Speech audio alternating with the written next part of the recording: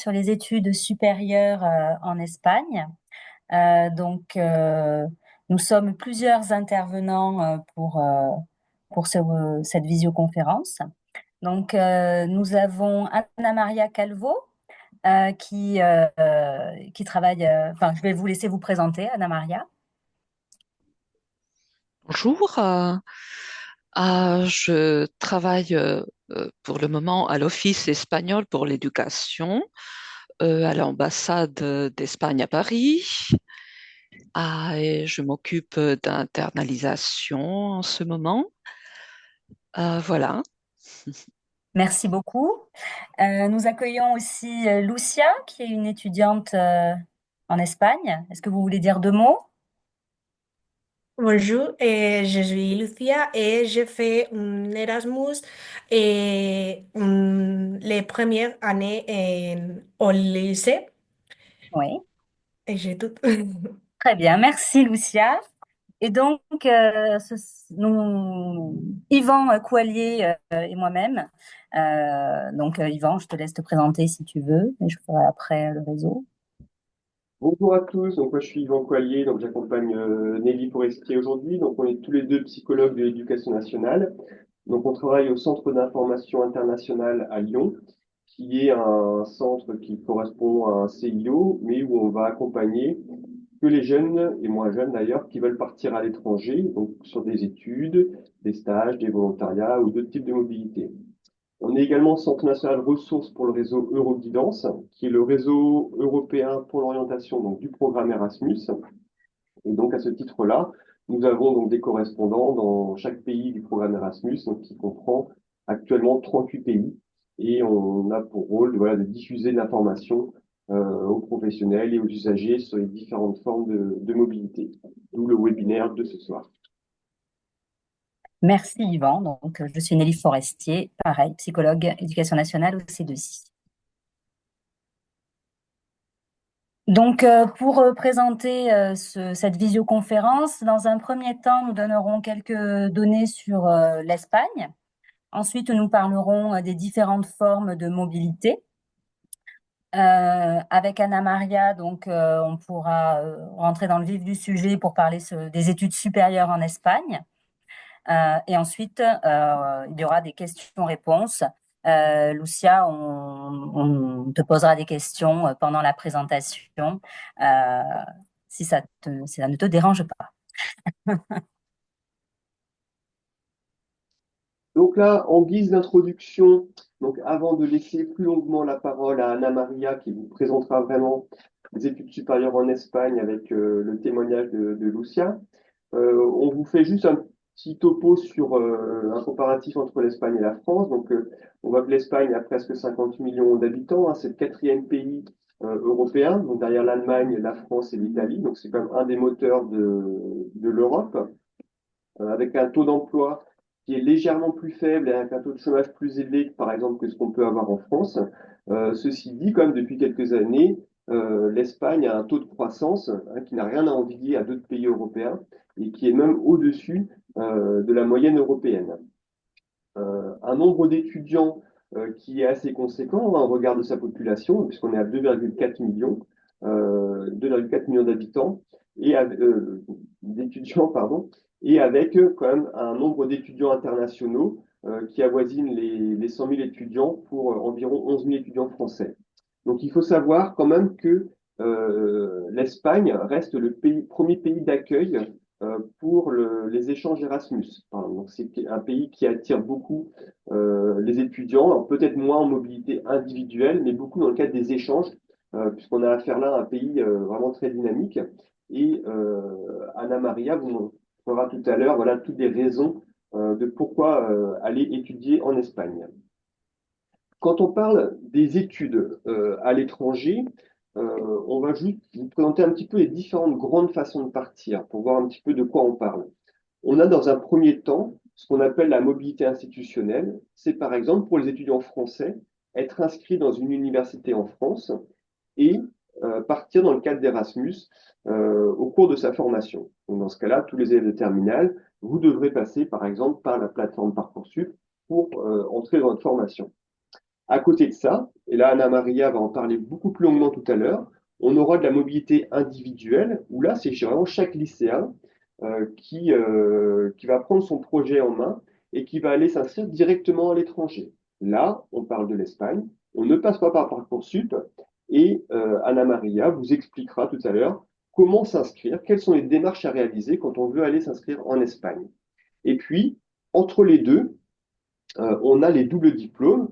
Là aussi, je laisserai Anna Maria le développer tout à l'heure. C'est un partenariat plus abouti entre deux universités, puisque là, les étudiants sont inscrits vraiment dans les deux universités et vont au final obtenir les deux diplômes. Donc moi, je vais me contenter de parler de la mobilité institutionnelle, c'est-à-dire pour les étudiants français qui s'inscriraient dans une formation d'abord en France. Donc là, on est vraiment dans le cadre d'un programme et on parle d'échange entre établissements. Là, je vous ai mis par exemple la carte des mobilités de l'Université de Montpellier et on voit tous les accords d'échange qu'ils peuvent avoir. Donc on voit qu'il y a une grande partie qui se font en Europe, hein, ça c'est vraiment facilité par le programme Erasmus, mais on a également d'autres mobilités qui peuvent être ailleurs. Donc en langue espagnole, vous verrez qu'on a des destinations en Amérique du Sud, par exemple, mais après, on a aussi d'autres destinations où ce sera plutôt l'anglais, l'allemand, l'italien ou d'autres langues.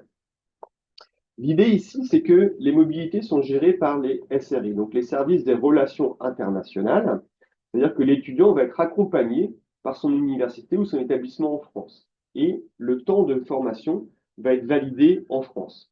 Par exemple, si je suis en troisième année de licence de psychologie, par exemple, et que je vais faire un semestre en Espagne, les examens que je fais en Espagne vont être validés dans mon cursus français.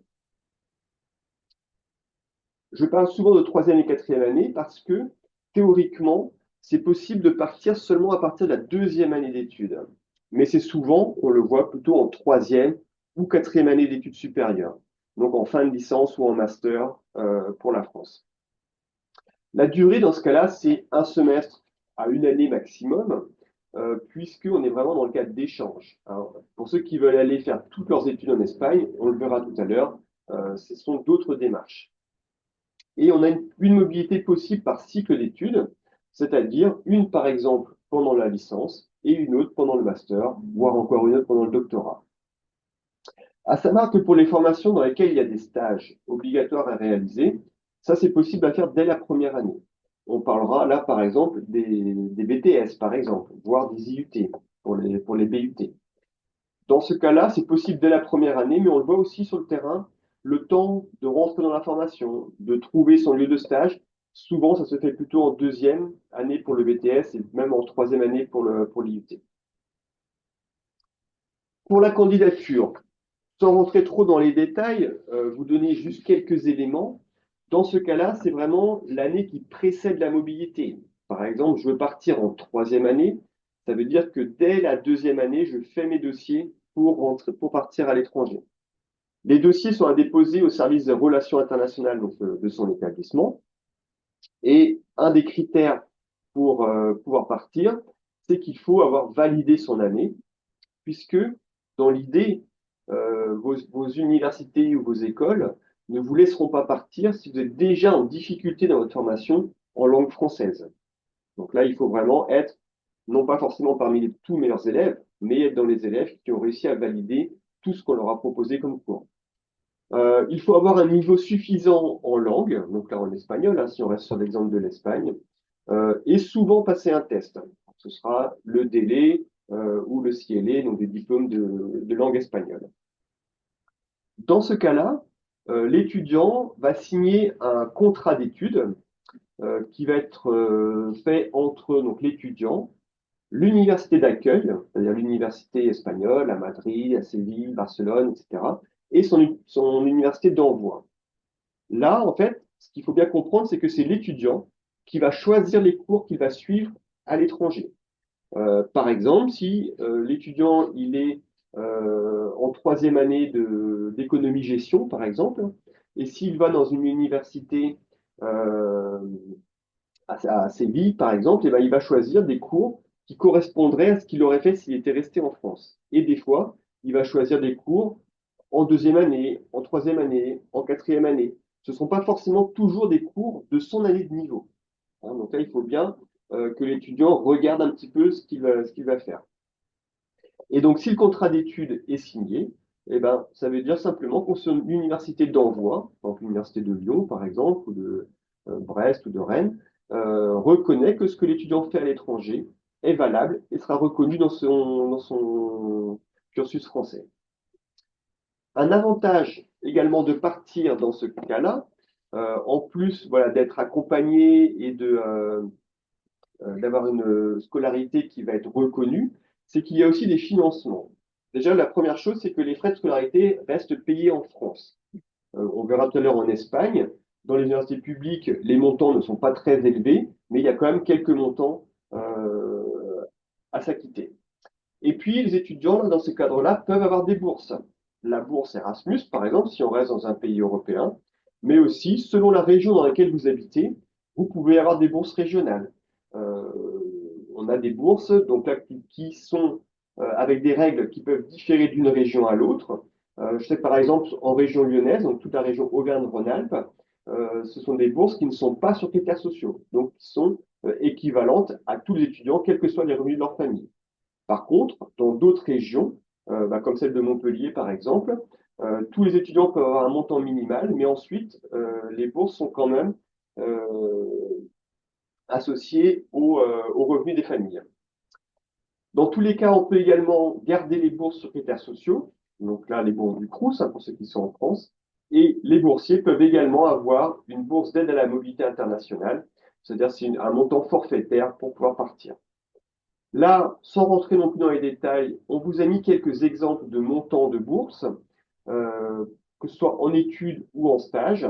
Ce sont des montants qui sont variables parce que ça va dépendre d'une part du pays dans lequel vous allez faire votre Erasmus, mais également de votre établissement.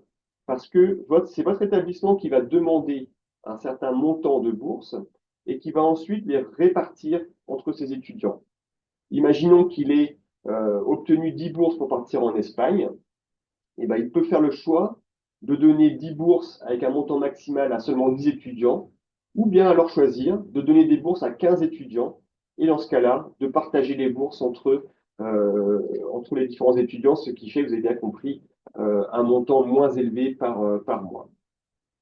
Donc voilà, ça c'était juste pour vous poser un petit peu le cadre pour ceux qui voudraient partir dans le cadre d'échanges, à savoir également que en tant que Français, si vous partez étudier en Espagne, vous pourrez, tout comme un étudiant espagnol, comme un étudiant européen plus largement, participer à nouveau à des échanges Erasmus pour partir encore dans un autre pays. Pourquoi pas revenir en France, mais ça peut être l'occasion d'aller en Irlande, en Pologne, au Portugal, en Suède, etc. Donc là, il faut aussi ne pas hésiter à regarder les possibilités de mobilité des universités. Donc là, on va maintenant passer vraiment à la partie espagnole, hein, celle que vous attendez le plus. Et du coup, je vais demander à Anna Maria si vous pouvez partager votre écran, voilà, et nous présenter un petit peu le système éducatif espagnol et les façons aussi de s'y inscrire.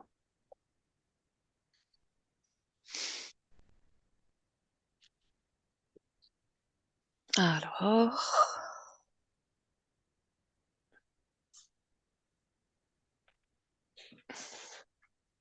est-ce que vous voyez ma présentation? Très bien. Super.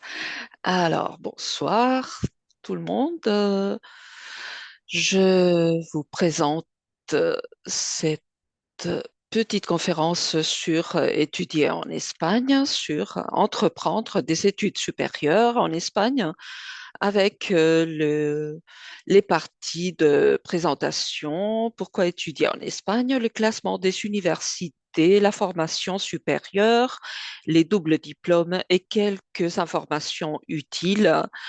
Ah, je vous disais, pour commencer, que je travaille à l'ambassade d'Espagne à Paris, mais avant, j'ai travaillé au ministère espagnol de l'Éducation à Madrid et j'ai été aussi chef d'établissement, inspectrice de l'éducation espagnole, prof de français en Espagne et prof d'espagnol en France.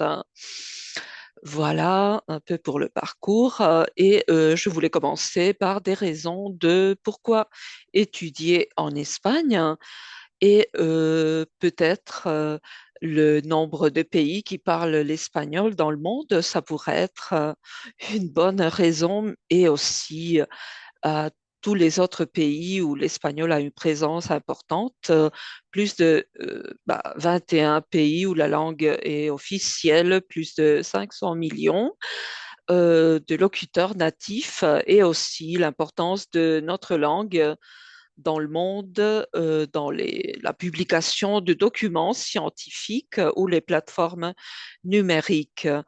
Mais non seulement la quantité est un atout de l'espagnol, mais surtout la qualité dans notre mode de vie, le climat, la diversité, la destination des étudiants Erasmus, comme le disait Monsieur Coallier auparavant, et surtout la reconnaissance officielle et la qualité du système universitaire espagnol dans les classements internationaux que nous pouvons regarder dans ces listes que je vous ai apportées. Il faut dire que nous avons 40 universités dans le top 200 des classements.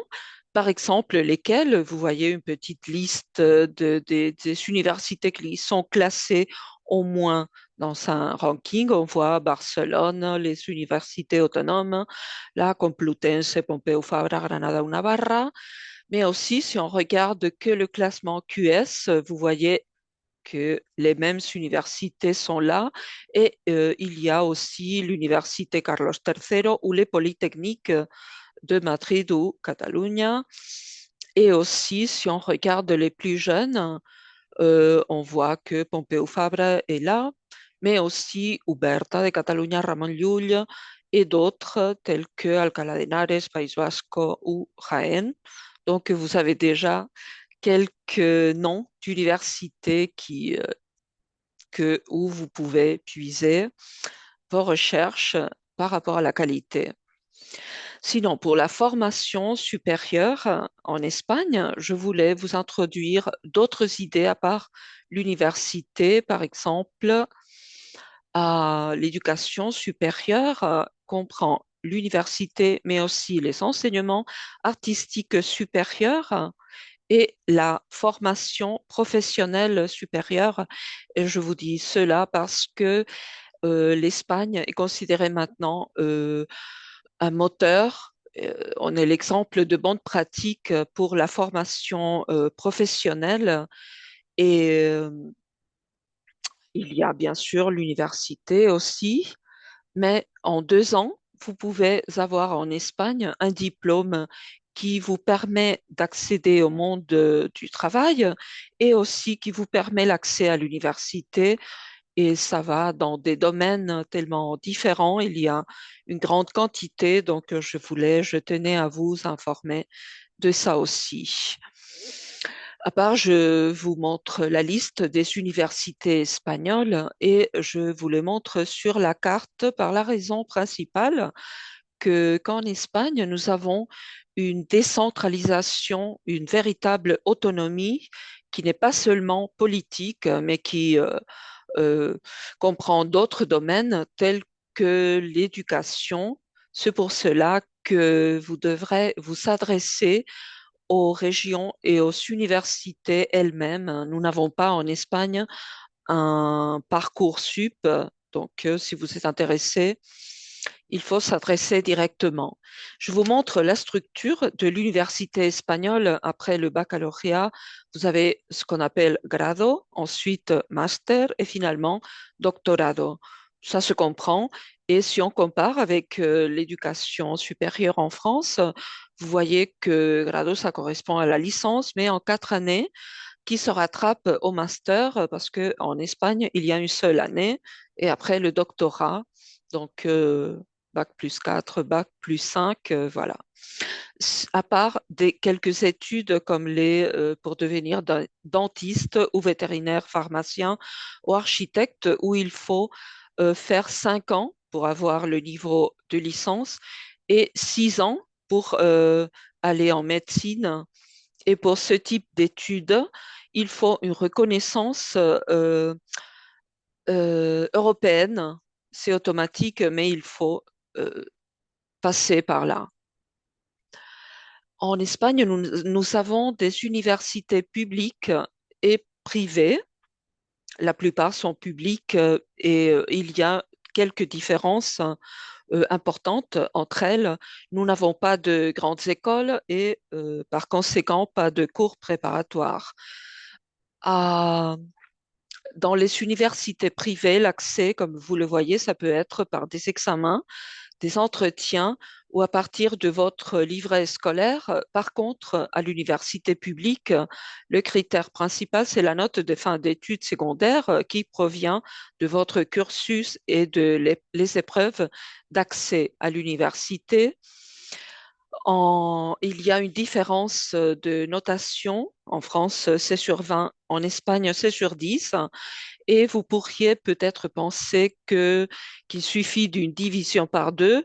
Eh bien non, on applique une formule assez un peu complexe parce que ça varie en fonction des qualifications pour transformer votre note et c'est UNED6 qui le fait, mais au lieu de rester avec la formule, je vous dis tout simplement quelle est la qualification que vous aurez en Espagne. Si vous avez eu 12 au bac, votre note d'accès ne sera pas 6, mais 6,6819 et ainsi de suite. Et c'est UNEDA 6, cette application qui transforme cette note. Avant de passer à UNEDA 6, je voulais vous parler d'un moteur de recherche des formations universitaires en Espagne qui s'appelle KEDU. C'est son nom qui vient des sigles de quoi étudier et où à l'université. Vous avez le site web, mais vous avez aussi l'application pour votre téléphone. Et qu'est-ce que vous trouvez à l'intérieur? Beaucoup d'informations, énormément. Tout d'abord, si vous tapez le nom des études que vous voulez faire, ça serait le cas de kiné, qui en espagnol, ben, ça se dit physiothérapia. Si vous tapez ça, il vous apparaît le nombre de diplômes qui existent en Espagne, le niveau, que ça soit la licence ou le master, et aussi s'il y a des licences à faire entre ces études et un autre pour obtenir un double diplôme espagnol de deux études. Et après, il vous apparaît les universités où on peut faire ces études avec la note seuil. Qu'est-ce que c'est la note seuil? Si vous savez, s'il y a 10 places de kiné dans une université en première année et il y a 15 candidats, la note seuil, c'est la note que le dernier candidat admis avait pour l'accès. Ça serait la note seuil. Et donc, sur ce moteur de recherche, cette note seuil va vous apparaître pour l'université qui a la note la plus élevée et celles qui ont une note euh, la moins élevée. Donc, pour faire des études de kiné à Séville, il vous faut 12,15 et n'oubliez pas qu'on a dit sur 10. Incohérence? Non, je vous explique après. Mais vous pouvez aussi aller faire des études de kiné à Girona avec 5 sur 10.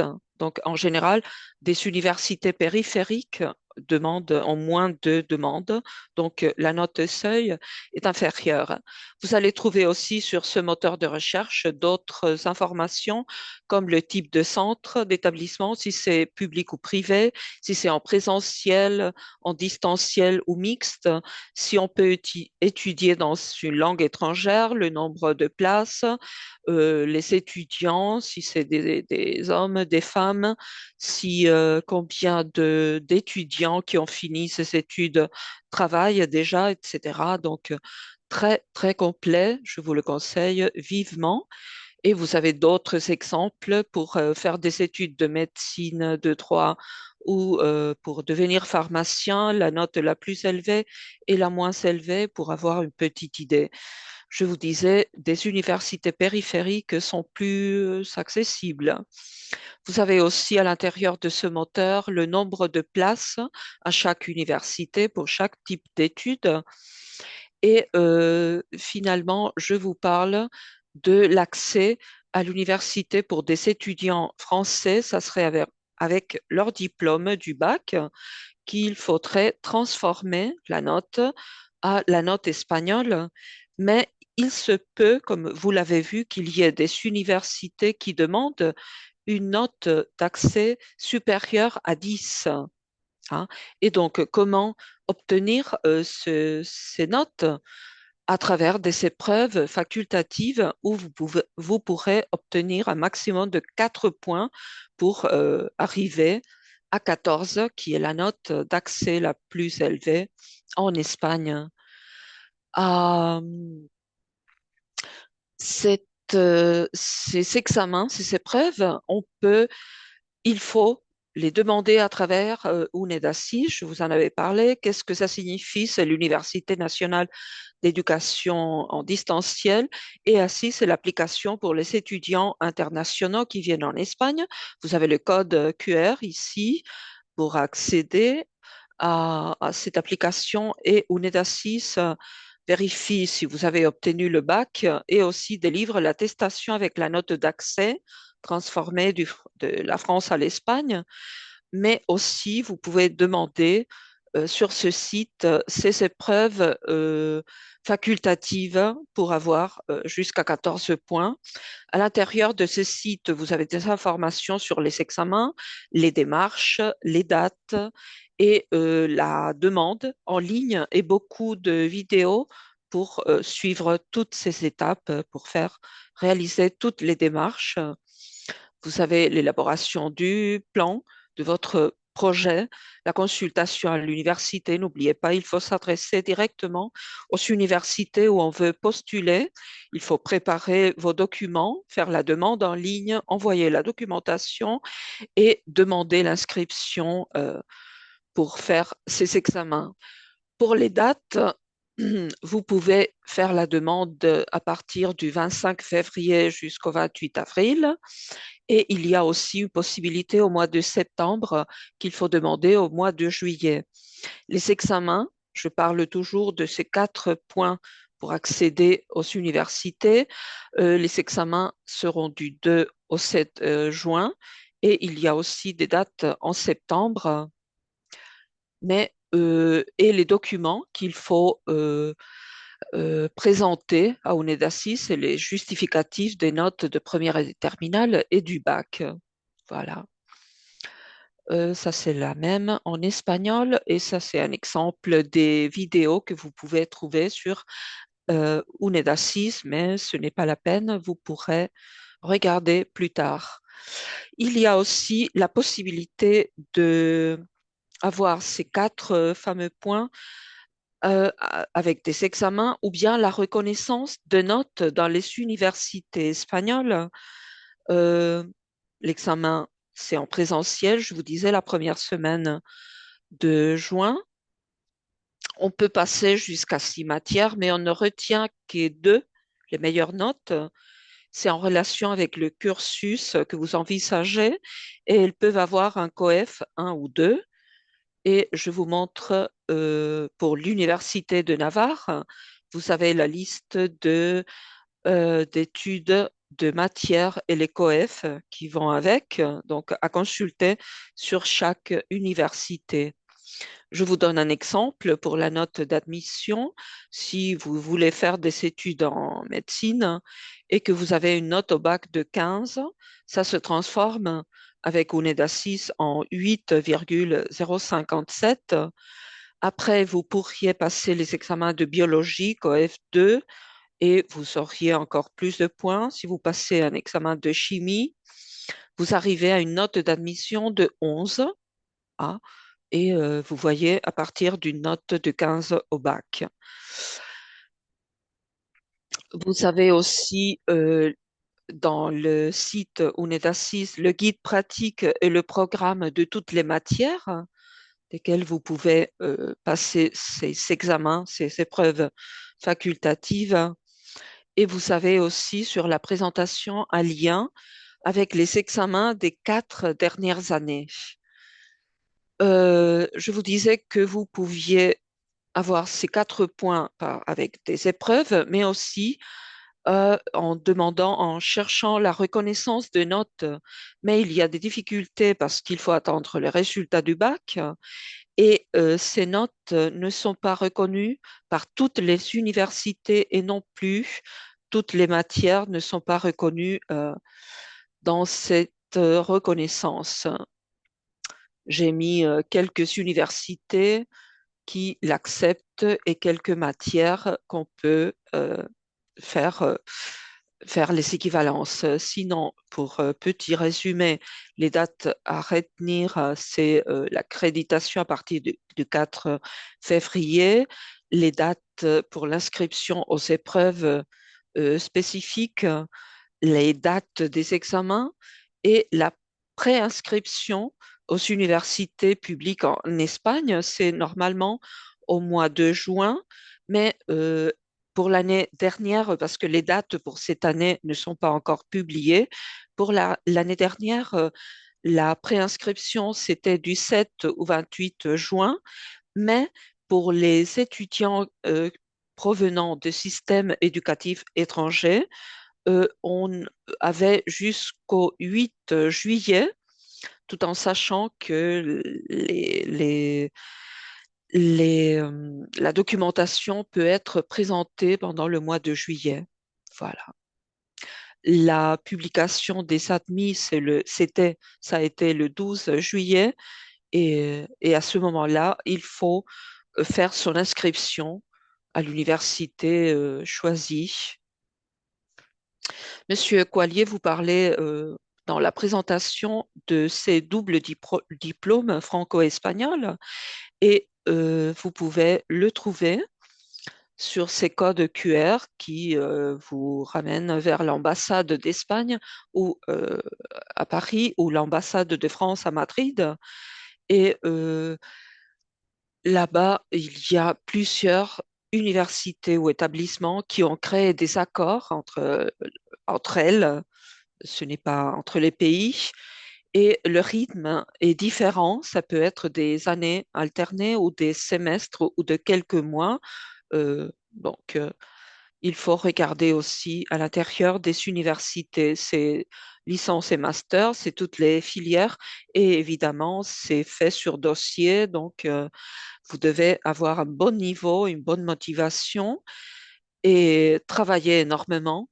Mais j'imagine que vous êtes conscient que ces deux diplômes ont après une bonne reconnaissance quand vous cherchez du travail. Les codes QR que je viens de vous montrer vous montrent une liste d'études classées par ordre alphabétique avec les établissements espagnols et français qui ont des accords, le type d'établissement, le nombre d'étudiants français et espagnols qui vont être admis et aussi quelques informations sur la durée de ces doubles diplômes dans un pays et l'autre, ainsi que le niveau d'études. Et vous avez quelques exemples entre, par exemple, la Bretagne Sud et la Universidad de Jaén, ou bien Toulouse et Complutense de Madrid pour Sciences Po, ou bien Strasbourg et Madrid pour le droit. Voilà, mais vous pourrez regarder toute la liste. Pour finir, je voulais vous donner quelques informations utiles, comme par exemple les frais d'inscription à l'université en Espagne, qui, si vous connaissez, c'est beaucoup plus cher qu'en France. Et il y a une grande différence, comme je vous disais avant, entre les universités publiques et privées. Ça peut tourner environ autour de 1 000 euros pour le niveau de licence ou 2 000 pour master, mais vous voyez, dans le privé, il n'y a presque pas de limite. Et je voulais vous montrer aussi les frais moyens par mois dans des villes moyenne, on va dire, ça peut être environ 1 000 euros. À Madrid et à Barcelone, c'est beaucoup plus cher. Ça vient de l'augmentation des loyers à cause du phénomène des appartements touristiques. Et il faut évidemment euh, chercher une colocation ou bien une résidence universitaire, mais elles sont très, très recherchées. Donc, il faut prévoir à l'avance et s'adresser directement aux universités. Pour financer, vous avez des bourses attribuées sur des critères sociaux en France et en Espagne, donc il faut regarder si vous y avez droit. Et les dates de l'année dernière pour l'Espagne. Et il y a d'autres bourses attribuées au mérite, mais malheureusement pour cette année, l'inscription est déjà finie. Et puis ce sont des bourses pour des sections internationales espagnoles ou pour les sections Bachibac. Je vous montre aussi des taux de réussite des étudiants français dans la branche sanitaire, ce qui est encourageant. Et comme vous voyez, le taux d'abandon est très, ce n'est pas même pas important. Donc, et voilà, pour les étudiants français dans des universités espagnoles dans la branche sanitaire encore, vous voyez que pour la plupart, choisissent des universités privées, peut-être parce qu'il est plus facile d'y accéder, ou peut-être parce que il y en a à côté de la frontière franco-espagnole, comme c'est le cas de Girona Ubic. Voilà. Euh, pour le détail, nous avons 18 000 étudiants français dans les universités espagnoles à peu près. Et avec ça, je vous remercie de votre attention.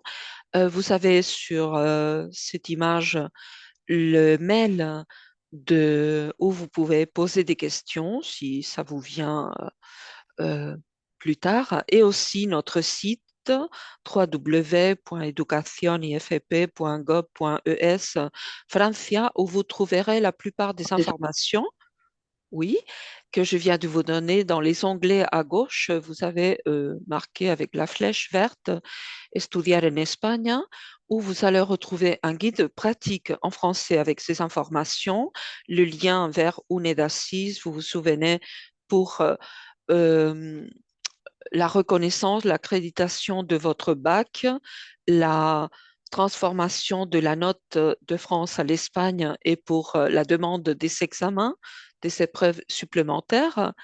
Vous avez le lien vers le moteur de recherche sur les universités en Espagne. Vous vous rappelez où vous avez quelles universités ont quelles études, quelle est la note seuil et des informations supplémentaires. Et aussi, vous avez l'accès au double cursus, dobles titulaciones, où vous trouverez ces accords entre des universités espagnoles et françaises. Juste pour un détail aussi, euh, quand on, quand on est étranger en Espagne, il faut demander un numéro d'identification d'étranger que vous pouvez demander directement en Espagne ou auprès du poste consulaire de votre lieu de résidence. Et en bonus, vous avez ici tous les codes QR que je vous ai montrés, plus des séjours linguistiques et l'organisme qui se charge de la reconnaissance des diplômes étrangers en France. Et voilà, donc je laisse un moment si quelqu'un a besoin des codes QR.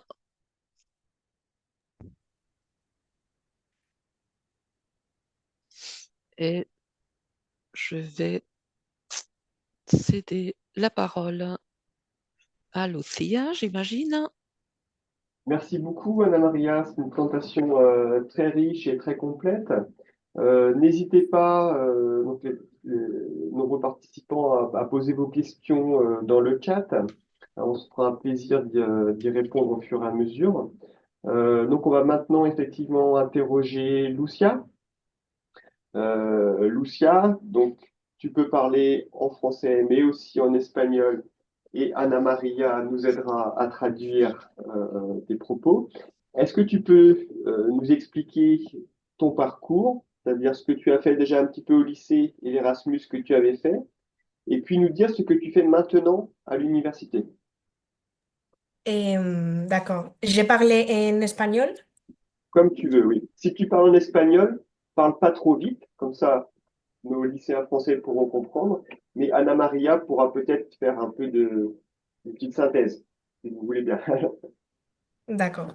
Yo estudié un año en Lyon, un año, un mes en Lyon, en primero de bachillerato y me gustó mucho, fue una experiencia muy interesante y aprendí bastante francés, aunque ahora se me haya olvidado un poco porque no he hablado en 3 años, entonces es complicado. Y ahora estudio en la Universidad de Alcalá, en Madrid, y estudio magisterio, que es la carrera, el grado para ser profesora en un colegio. Vous voulez que je traduise?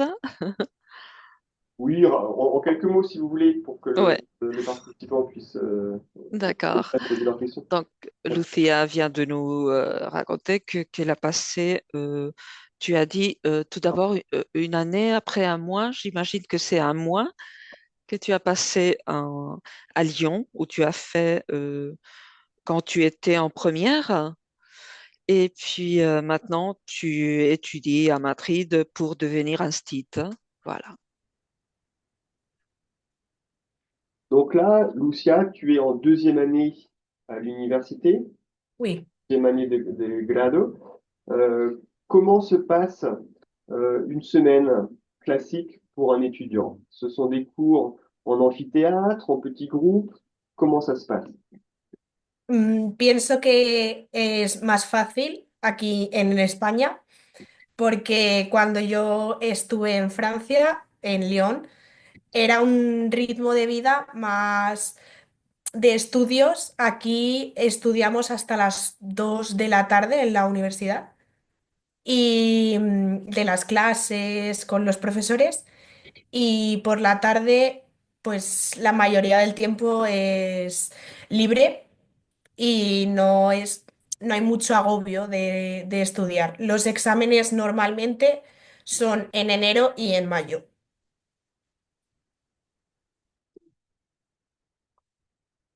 Un résumé, Anna.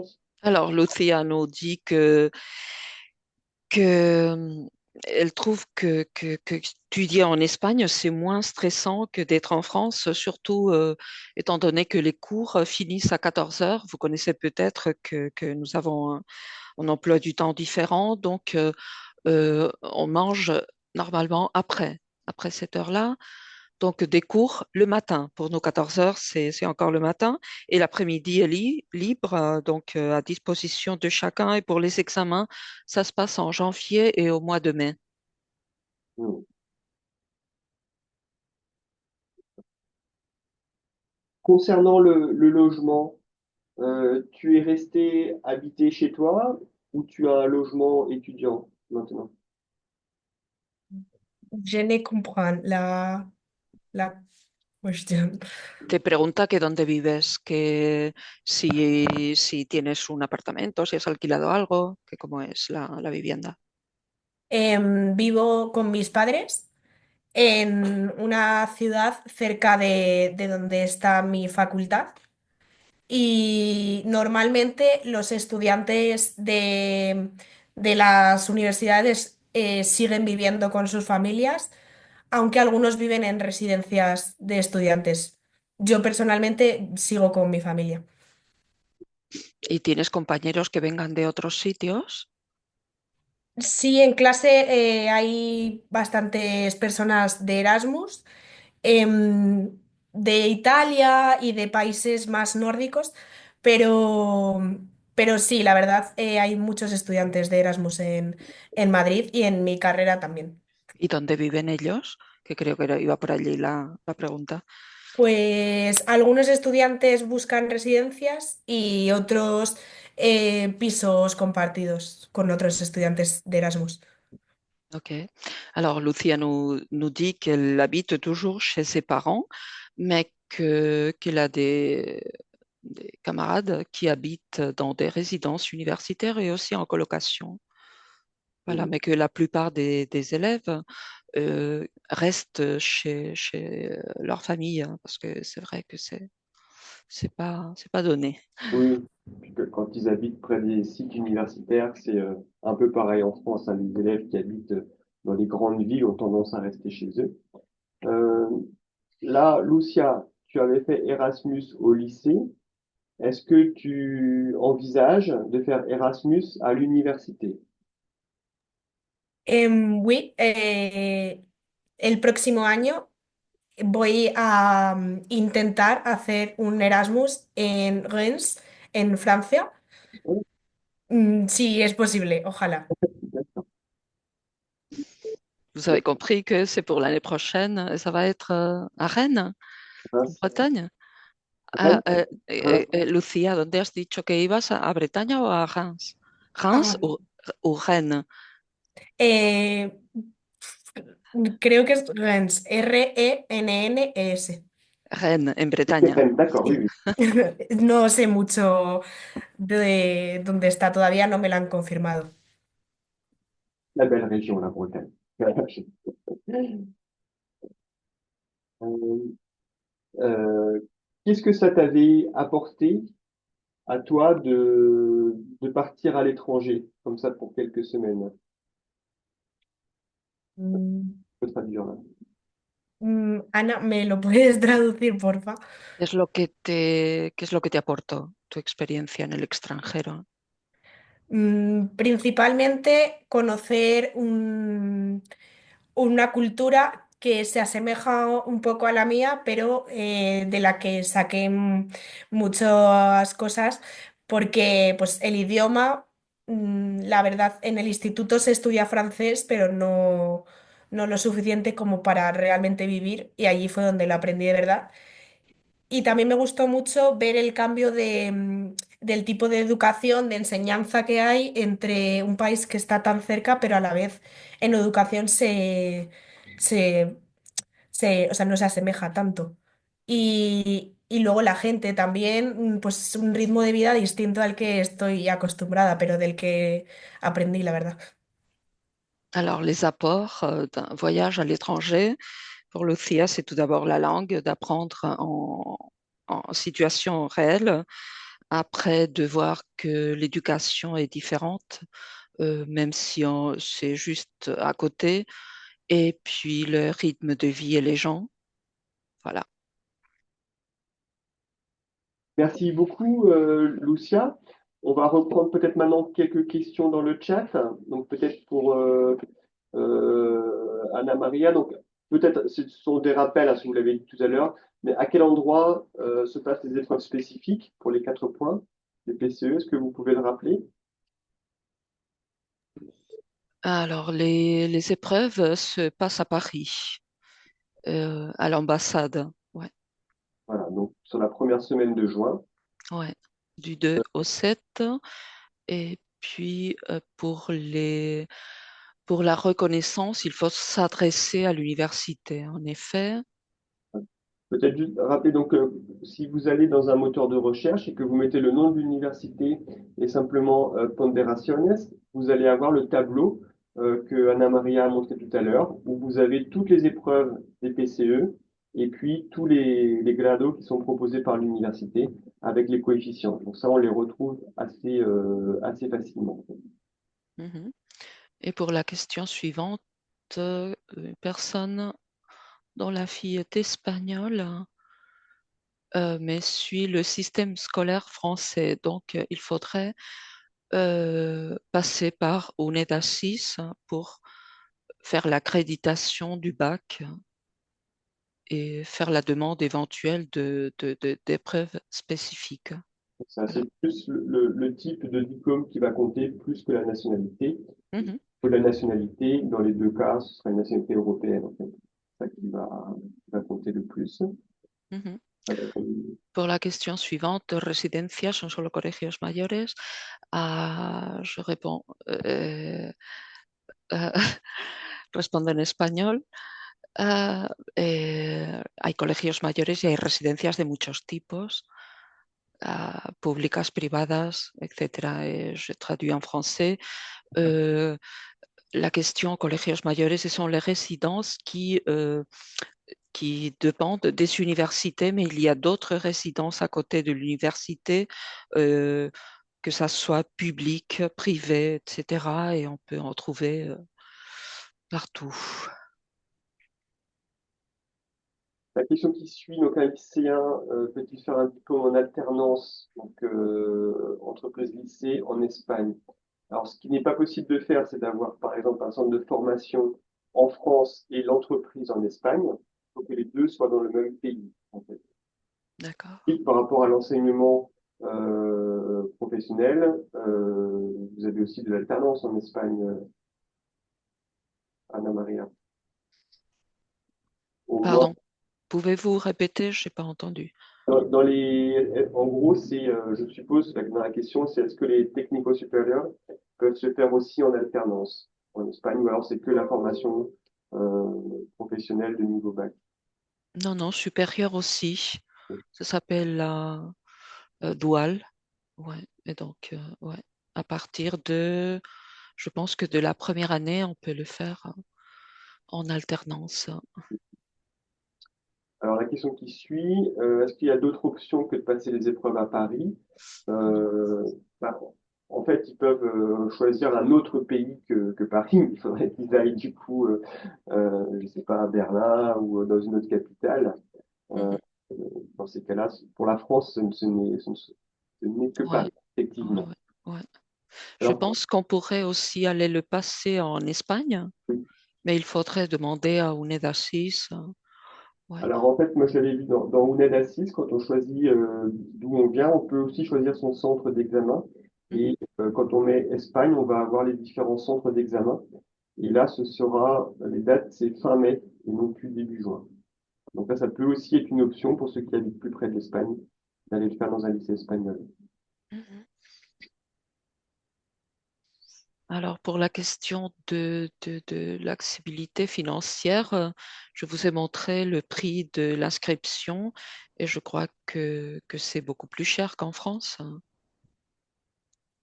Ce n'est pas. Ouais. Effectivement, sur une formation universitaire en France, donc pour des élèves qui ne sont pas boursiers, il y a quand même quelques frais administratifs, mais on est à moins de 200 euros. Mhm. En Espagne, on va varier entre 600 euros à peu près, et puis autour de 1500, je pense, les plus élevés Mhm. pour le public. Dans les universités catalanes, les cours peuvent être en espagnol, en catalan, des fois en anglais et des fois même en français. Donc, il faut se renseigner auprès des universités. À ma connaissance, ça dépend des professeurs. Et je le sais parce que ma sœur enseigne à Barcelone et elle a toujours fait ses cours en espagnol, mais, mais on peut trouver des professeurs qui enseignent en catalan. L'avantage, c'est que le catalan ressemble à l'espagnol et au français. Donc, si ce n'est pas une langue, c'est l'autre.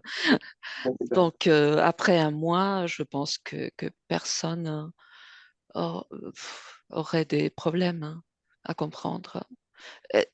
À l'écrire, c'est un peu plus difficile, évidemment. Il y a ça, il faudrait faire peut-être quelques cours.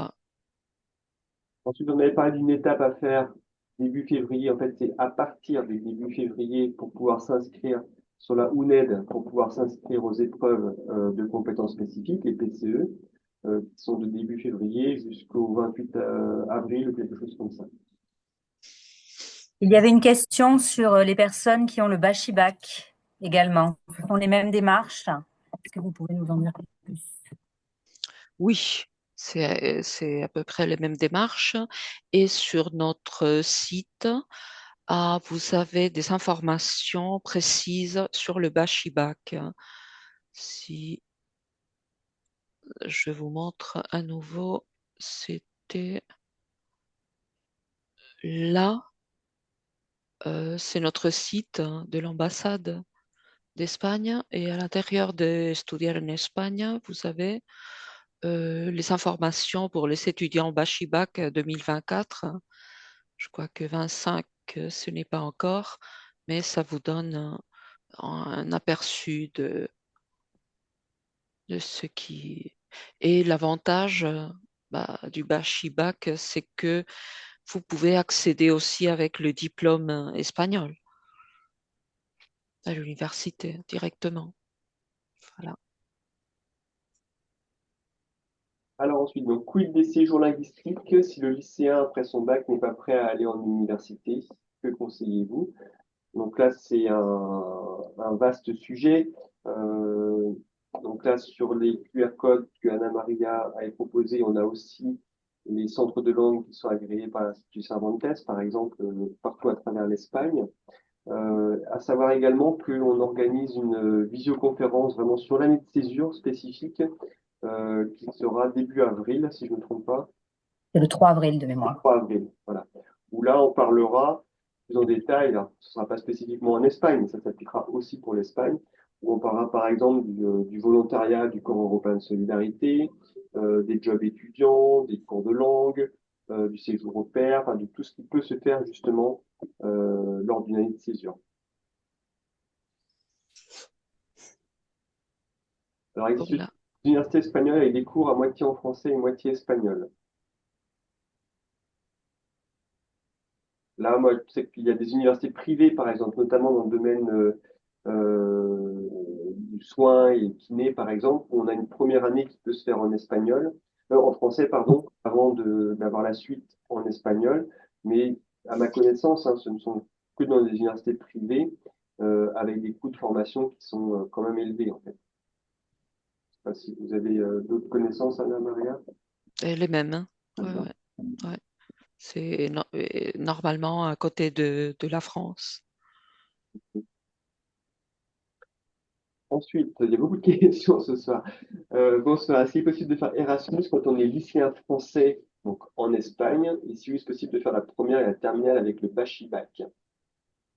Alors, Erasmus, c'est possible de le faire en Espagne quand on est lycéen français, mais là, il faut que votre lycée soit partie prenante et la charte Erasmus. Ça, c'est l'exemple inverse de ce qu'avait fait Lucia quand elle était venue en France pendant le lycée.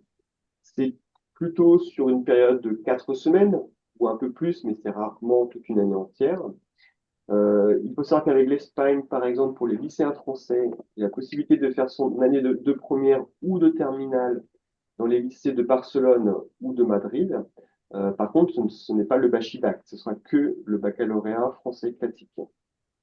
Donc là, il faut se renseigner auprès de son établissement, donc en France l'année avant de partir. Et c'est voilà, entre maintenant et le mois de mars qu'il faut faire son dossier auprès de son chef d'établissement. Donc là, j'ai répondu du coup un peu la question en dessous. Donc, quels sont les avantages d'avoir suivi Bachibac pour l'accès aux études en Espagne? Donc là, Anna Maria l'a expliqué un petit peu. Moi, ce que je voudrais rajouter, c'est qu'en plus, quand même, pendant vos années de Bachibac, vous avez étudié en espagnol et que vous êtes beaucoup mieux préparé, beaucoup plus solide pour réussir vos études en Espagne si vous souhaitez y aller par rapport à des étudiants français qui auraient eu un bac classique. Alors, question suivante, passer le délai ou le CIELE est-il obligatoire ou juste vivement conseillé? Il faut regarder chaque université pour connaître les conditions d'accès. Voilà. Quand même, c'est assez souvent demandé. Donc, moi, j'aurais tendance à dire que si vous préparez un projet pour l'Espagne, dans le doute, allez le passer parce que si vous demandez plusieurs universités, il y a des chances que dans le lot, on vous le demande une fois.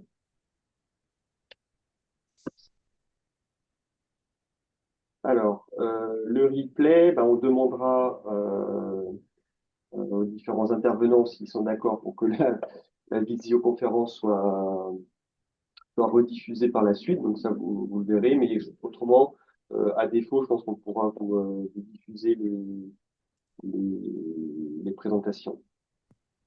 Alors, quelle démarche est à faire pour obtenir le NIE? eh bien, il faut aller euh, dans un commissariat de police et faire la demande. Ah, il y a un formulaire. C'est possible de le faire soi-même ou avec ou un représentant. Je suis en train de lire. J'ai ouvert le lien et on conseille de remplir le formulaire en ligne. Les raisons économiques, professionnelles ou sociales motivant votre demande doivent être indiquées sur le formulaire. Il faut avoir l'original du passeport en cours de validité et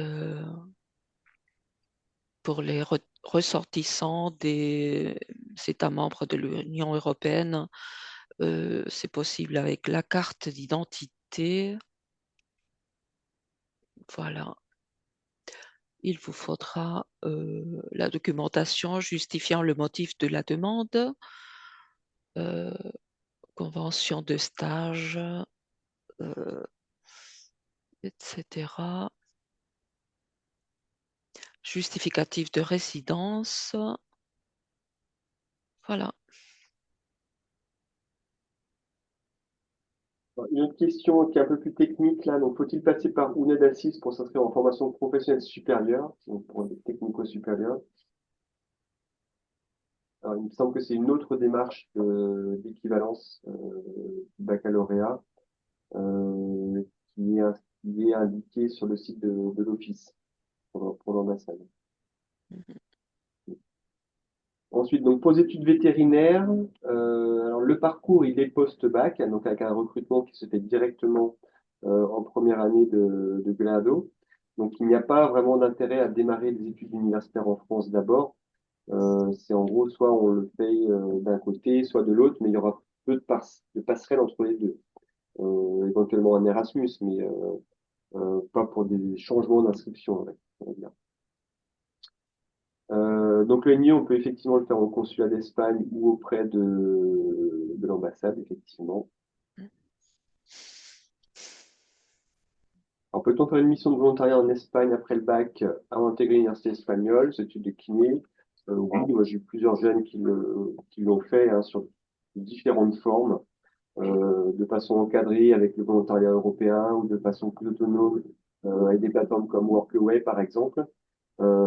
Ça, c'est tout à fait possible pour des jeunes qui n'avaient pas forcément le niveau tout de suite en espagnol pour aller étudier en Espagne. Donc ça, c'est tout à fait réalisable. Donc voilà, je crois qu'il y a eu beaucoup de questions. Nelly, est-ce que tu as vu des questions qu'on n'aurait pas vues? Oui, pardon. J'ai vu des questions sur le niveau de langue également requis. Ça aussi, ça dépend des universités, mais c'est plutôt B2 normalement en moyenne. On nous demandait s'il fallait mieux passer le CIELE ou le DELE. Là, je pense que ça dépend des universités aussi. Ouais. Voilà. Voilà, on a tendance à dire que les deux sont relativement acceptés, que le CIELE a l'avantage d'avoir un peu plus de sessions pour le passer que le délai. En tout cas, dans les villes de province comme à Lyon, c'est le cas. Donc j'imagine que dans les autres villes aussi. Et on a la question avec Bachibac. Là, pour le coup, les étudiants en Bachibac, enfin les lycéens Bachibac n'ont pas à passer d'examen de langue, de test de langue. Normalement, non, parce que ils ont le Bachibac, on estime pardon, qu'ils ont le niveau C1 en espagnol. Donc, Voilà, c'est tout ce que j'ai vu. peut-être avant de voir s'il y a d'autres questions, une autre question pour Lucia. Lucia, euh, à ton avis, qu'est-ce qui pourrait motiver un étudiant français à venir étudier en Espagne? Pourquoi est-ce que ce serait bien pour lui? Ouf. Et beaucoup de choses. Et, je n'ai parlé français, pardon. Je, n- et je pense que les étudier en Espagne, c'est plus facile que la France. Et, Espagne et France, c'est, pour moi, c'est plus cher qu'Espagne. Et pour les estudiantes, Pour la vie. eh, c'est la vie plus facile pour aller avec ton ami, c'est tous les choses. Em, ¿Qué más? La... Je continue à parler espagnol, d'accord? D'accord. La vida en España es muy sociable y hay que estudiar, pero hay mucho tiempo para salir con los amigos y conocer la cultura. Em, y yo es que me gusta mucho España, ¿qué voy a decir? Pero, pero sobre todo a mí lo que más me gusta es de España la gente, el ambiente, aparte de los estudios, que hay que estudiar como en todos los sitios, pero pienso que hay tiempo para todo y en España pues siento que si eres de otro país, de fuera de España, disfrutarás de vivir aquí, de estudiar aquí. Es- c'est tout. Alors, je crois qu'on a compris, mais juste Lucia insiste sur le côté social en Espagne, la communication et puis la découverte d'une autre culture, du patrimoine, toutes les activités culturelles, sans oublier qu'il faut étudier, bien sûr. Bien sûr, c'est vrai qu'après, Lucia Duquet qui pensait que les études étaient plus faciles en Espagne qu'en France. Ça, je ne suis pas sûr, ça dépend des études que l'on fait. Et je sais que Lucia est aussi une très bonne étudiante, donc je pense que les niveaux de difficulté sont comparables en fait, d'un pays à l'autre. Euh, une autre question est venue entre-temps. Donc, comment est reconnu le cursus classe préparatoire en Espagne afin de poursuivre des études dans ce pays?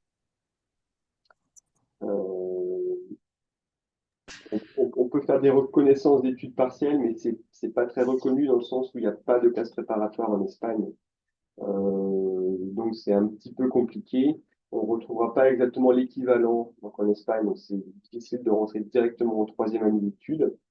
Ce qui peut vous aider quand même, c'est que quand vous êtes en classe prépa, en général, vous validez en même temps 2 années universitaires. Vous avez souvent des doubles inscriptions. Et ça peut peut-être être un peu plus facilement reconnu pour poursuivre des études en cours de route en Espagne. Mais ce sont des démarches administratives qui sont euh, pas impossibles, mais voilà, un petit peu plus, qui demandent un peu plus d'investissement. Je sais pas, Anna Maria, si vous vouliez compléter, si vous avez un autre avis sur la question. Non, non, c'est pareil, hein, ouais. Donc voilà, je pense qu'on a fait à peu près le tour. Donc là, il y avait une petite question aussi que j'ai pas vue. Donc niveau B2 en espagnol, et puis après, bah, pour pouvoir y accéder aux études universitaires, il faut faire la demande d'équivalence du bac auprès de la UNEDASIS. Et c'est là également qu'on peut s'inscrire aux épreuves PCE, on le rappelle, si vous voulez améliorer votre note d'accès à l'enseignement supérieur. Donc, si je repartage sur mon écran. Donc, on va tous vous remercier de votre participation. Donc, je vous rappelle, donc, la prochaine visioconférence que l'on organise est le jeudi 3 avril. Sera également à 17h30 sur que faire pendant une année de césure, où on abordera justement le fait de pouvoir partir sur différents types de volontariat, partir sur du travail étudiant, faire du séjour au pair, aller voilà, visiter d'autres cultures. Ce sera l'occasion de voir un petit peu ce qui est réalisable. Il y en essaiera également d'avoir d'autres exemples d'étudiants. Vous pouvez retrouver beaucoup d'informations sur nos différents sites, notamment le site euroguidance-france.org que l'on gère au niveau national. Donc, dans la rubrique Partir en Europe et étudier en Espagne, vous allez retrouver les ressources dont Anna Maria nous a parlé.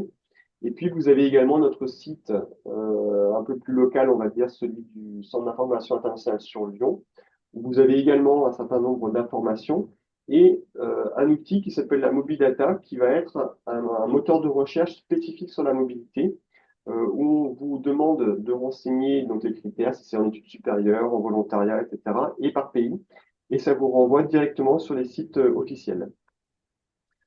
Vous pouvez également nous écrire donc à l'adresse suivante, donc cegri.lyon@ac-lyon.fr. Voilà, on peut répondre à vos questions. On fait également des entretiens soit en présentiel, mais ça peut être aussi à distance. Mais dans un premier temps, voilà, n'hésitez pas à nous poser des questions par mail. En général, nos visioconférences sont en replay donc sur notre chaîne YouTube Euroguidance. Mais là, on va s'assurer d'avoir le droit de diffuser cette visio. Donc, c'est l'heure de vous remercier. Donc, on vous remercie beaucoup, donc, Anna Maria, donc, pour vraiment toute votre expertise sur l'enseignement supérieur espagnol. Et puis, Lucia, merci beaucoup également. C'est toujours très intéressant pour nous d'avoir des expériences d'étudiants. Et puis, peut-être que l'année prochaine, quand tu seras à Rennes et que tu auras parlé français pendant plusieurs semaines, on pourra communiquer à nouveau lors d'une visioconférence. Nelly, est-ce que tu Merci à as, vous. je te remercie aussi, Nelly, mais est-ce que tu as d'autres éléments à apporter, des choses que j'aurais oubliées? Non, non, non, je ne crois pas. Merci à vous d'avoir accepté notre invitation et merci à ceux qui se sont connectés aussi, car nous Bon. étions assez nombreux. Anna-Maria, est-ce que vous avez Ben, un dernier mot à dire pour encourager les étudiants français à aller en Espagne? bah, allez-y, c'est une aventure qui peut changer votre vie. Donc, n'hésitez pas et bon courage. Merci de votre invitation et merci aux personnes qui nous sont suivies cet après-midi. Eh ben, merci à tous. Et vous voyez, Lucia qui est venue en France pour un mois à Lyon, elle repartira l'année prochaine à nouveau en France, comme quoi ça s'est pas si mal passé. Merci à tous. Bonne fin Bonne soirée. de journée à tous.